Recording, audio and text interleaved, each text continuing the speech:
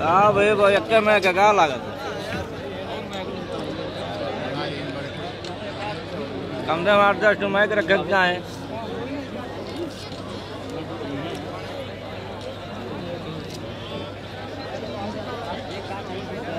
ایک میچ میں کتنا ہو جائے گا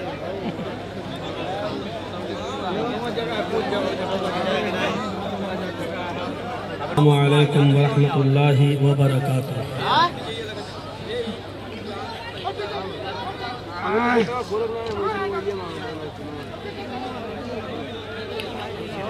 الحمدللہ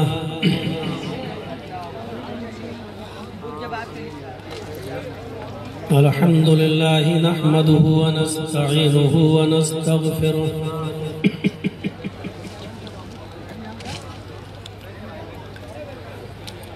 ونعوذ باللہ من شرور انفسنا ومن سیئات اعمالنا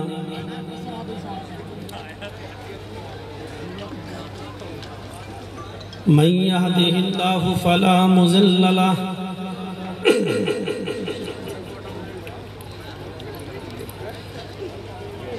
ومن يضلله فلا هادي له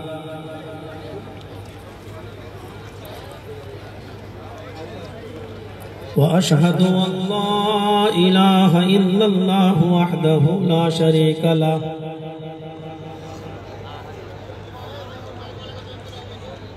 وأشهد أن محمدًا عبده ورسوله أما بعد فإن خير الحديث كتاب الله وخير الهدي هدي محمد صلى الله عليه وسلم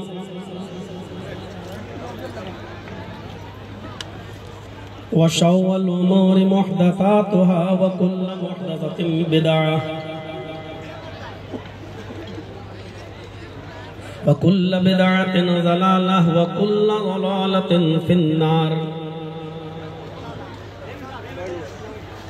أعوذ بالله من الشيطان الرجيم بسم الله الرحمن الرحيم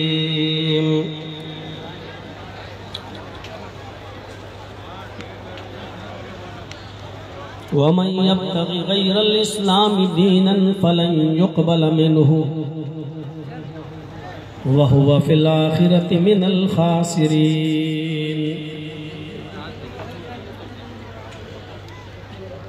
رب اشرح لي صدري ويسر لي أمري واحلل عقدة من لساني يفقهوا قولي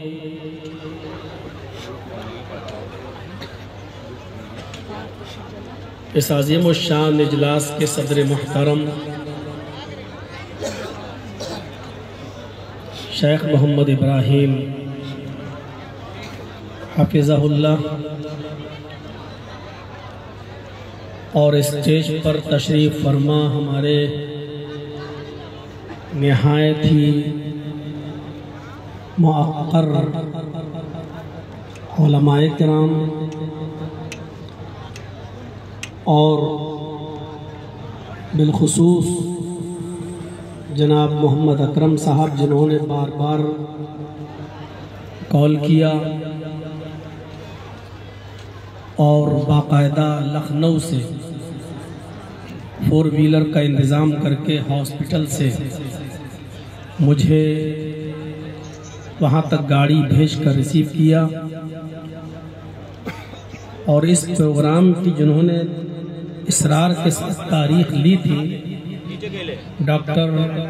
محمد فرید احمد سلفی ان کو بھی اس پروگرام میں شرکت کرنا تھی ان کا بھی نام اشتہار میں تھا اور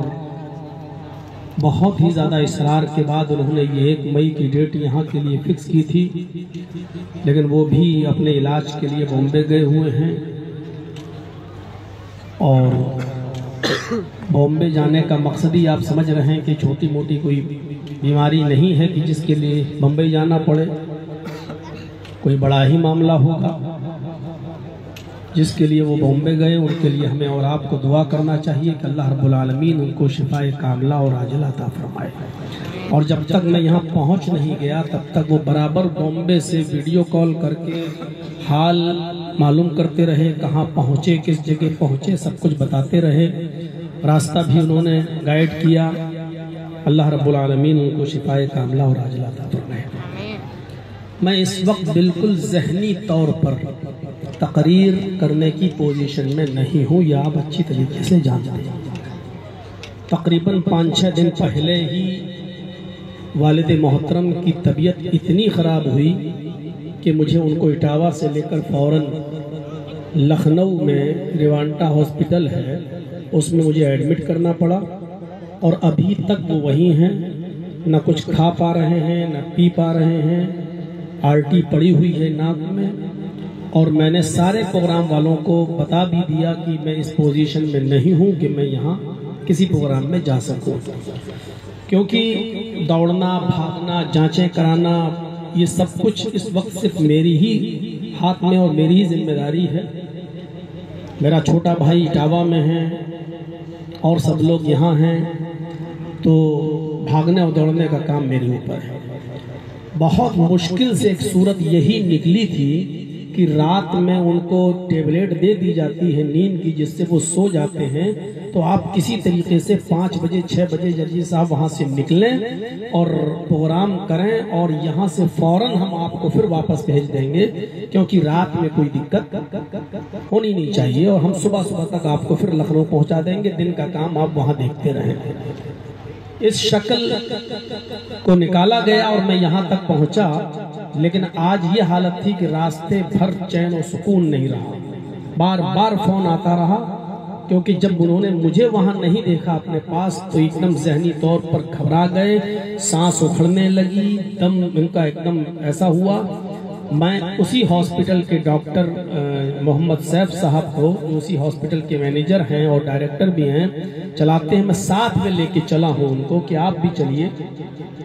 تاکہ کوئی بھی بات ہو تو یہاں سے آپ ڈائریکشن دیتے رہیں، راستے بھر ڈائریکشن دیتے رہے۔ ابھی بھی اس آکسیجن پر ہیں وہ، اور مجھے نکلنا ہے۔ آپ خصوصی طور پر میرے والد محترم کے لیے دعا کریں کہ اللہ ان کو بھی شفاء کاملہ اور عاجلہ عطا فرمائے۔ اب آپ خود اندازہ لگا سکتے ہیں کہ جو شخص ایک طرف ادھر دماغ لگا ہو ذہنی طور پر، اور پھر ہم آپ کے جلسے میں، اور دوسرے پریشانی یہ ہے کہ یہاں پر ایک آدمی رک کر سیلفی لے، فوٹو کھینچے، اور ظلم یہ ہے کہ وہ اپنی بات روک کر ہاتھ ملانے کی کوشش کرے، تو یہ ایک اور ظلم ہے، ظلم پر ظلم ہے۔ تو کم سے کم تقریر ختم ہونے کے بعد اس بات کا بھی خیال رکھیے گا کہ اس وقت میں کس کنڈیشن میں ہوں، اور مجھے یہاں سے فوراً لکھنؤ کے لیے پھر اسی ہاسپٹل کے لیے روانہ ہونا ہے۔ تو میرے بھائیوں، اس وقت آچار سنہتا کا دور ہے، الیکشن کا پیریڈ ہے، پرمیشن بہت زیادہ دیر تک ملتی نہیں ہے۔ پرشاسن کے لوگوں کا بہت بڑا احسان کہہ لیجئے، ان کا میں آبھاری ہوں کہ انہوں نے یہ 11:30 بجے تک بھی جو آپ کو پرمیشن دی ہے، اس پر میں ان کا آبھار پرکٹ کرتا ہوں، ان کو اس بات کے لیے ان کا میں شکریہ ادا کرتا ہوں، اور یہ آپ کا احسان ہے ہمارے اوپر کہ آپ نے اس بات کی پرمیشن دے کر ایک دھارمک سبھا کو کامیاب بنانے کی کوشش کی ہے۔ اس کا آپ کو ضرور اجر ملے گا، انعام ملے گا، اور اوپر والا آپ کی اس نیکی کو دیکھ رہا ہے۔ میرے بھائیوں، قرآن کریم کی جو آیت میں نے آپ کے سامنے پڑھی اور تلاوت کی ہے، اس آیت کے اندر اللہ تبارک و تعالی نے فرمایا ہے کہ وَمَن يَبْتَغِ غَيْرَ الْإِسْلَامِ دِينًا فَلَن يُقْبَلَ مِنْهُ، اسلام کو چھوڑ کر کوئی دوسرا دین جو تلاش کرے گا، ڈھونڈے گا، تو وہ دین اس کا قابل قبول نہیں ہے، ریجیکٹ۔ فَلَن يُقْبَلَ مِنْهُ کہا گیا کہ وہ اس کا قبول نہیں کیا جائے گا۔ وَهُوَ فِي الْآخِرَةِ مِنَ الْخَاسِرِينَ، اور آخرت کے اندر وہ شخص نقصان اٹھانے والوں میں سے ہو جائے گا۔ کوئی بھی شخص اس کو اپنے اوپر نہ لے اور یہ نہ سوچے کہ یہ تو آپ اپنے مذہب کی تعریف کر رہے ہیں، اس کا مطلب کیا ہے؟ کیا دوسرے مذہب غلط ہیں یا دوسرے دھرموں کا آپ کھنڈن کر رہے ہیں؟ ایسی بات نہیں ہے۔ میں اسلام کی تعریف اور اسلام کی پرشنسا صرف اس لیے کر رہا ہوں، اس لیے نہیں کہ میں مسلمان ہوں، بلکہ اس لیے کر رہا ہوں کیونکہ اللہ تبارک و تعالیٰ کی طرف سے جو دین نازل ہوا ہے، جو دین اترا ہے، وہ صرف اسلام ہے، اور یہ اسلام سب کا ہے۔ اگر یہ صرف کسی ایک خاص قوم، ایک خاص طبقے کا، ایک خاص ذات سے ریلیٹڈ ہوتا تو میں اس کو بیان نہیں کرتا، نہ میں اس کو بتاتا۔ اسلام کی تعریف اس لیے میں کر رہا ہوں کیونکہ یہ اسلام صرف مسلمانوں کا ہے ہی نہیں، یہ اسلام سب کا ہے، اور جو چیز سب کی ہو اس کی تعریف ہونی چاہیے۔ جیسے اللہ رب العالمین نے یہ ہوا جو چلائی ہے، جو ہم اور آپ بیٹھے جس ہوا میں، یہ ہوا مسلمانوں کی نہیں ہے، یہ ہوا ہندو بھائیوں کی نہیں ہے، یہ ہوا سکھوں کی اور عیسائیوں کی اور یہودیوں کی اور جینیوں کی اور بدھسٹوں کی نہیں ہے، یہ ہوا سب کی ہے، کیونکہ اللہ رب العالمین نے اس کو سب کے لیے اس کی تخلیق کی ہے۔ آسمان سب کے لیے ہے، آسمان سے برسنے والی بارش سب کے لیے ہے، اور جس پر سب کا ادھیکار ہو تو وہ سب کے لیے ہوتی ہے۔ اسی طریقے سے جس طرح ہوا سب کے لیے، چاند و سورج سب کے لیے، جس طرح بارش سب کے لیے، اسی طریقے سے اللہ تبارک و تعالیٰ کی طرف سے نازل کیا ہوا دین بھی ایک ہے، اور وہ بھی سب کے لیے، وہ بھی سب کے لیے۔ بھائی بیٹھ جائیے، آپ لوگ کھڑے ہو کے ویڈیو بنائیں گے اور اپنے موبائل میں کیپچر کریں گے تو پیچھے والوں کو تکلیف ہوگی نا۔ بیٹھ جائیے، ویسے بھی بہت دیر کے لیے ٹائم نہیں ملا ہے، بیٹھ جائیے۔ تو میرے بھائیوں، وہ بھی سب کے لیے ہے۔ تو جس طرح میں یہ کہوں کہ آپ اسلام بھی سب کے لیے، اور اسی لیے قرآن پڑھیں گے آپ تو اللہ تبارک و تعالیٰ نے یہ کہا ہی نہیں ہے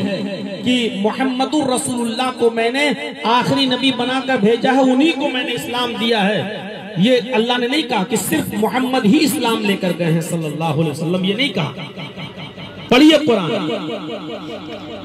شرع لكم من الدين ما وصى به نوحا والذي أوحينا إليك وما وصينا به إبراهيم وموسى وعيسى نقيم الدين، یہ کہا اور نبی اکرم کو مخاطب کر کے کہا شرع لكم من الدين ما وصى به نوحا والذي أوحينا إليك، اے محمد صلی اللہ علیہ وسلم، میں نے تمہارے لیے اسی دین کو مشروع قرار دیا ہے، اسی دین کے نفاذ کا حکم دیا ہے۔ ہم نے آپ کے لیے اسی دین کے نفاذ کا حکم دیا، اسی دین کی استھاپنا کا آرڈر دیا ہے۔ شرع لکم من الدین ما وصى به نوح والذی اوحینا الیک، جو آپ سے پہلے جس دین کے نفاذ کا حکم میں نے نوح علیہ السلام کو دیا تھا، اور جس کی وحی میں نے آپ کو کر دی،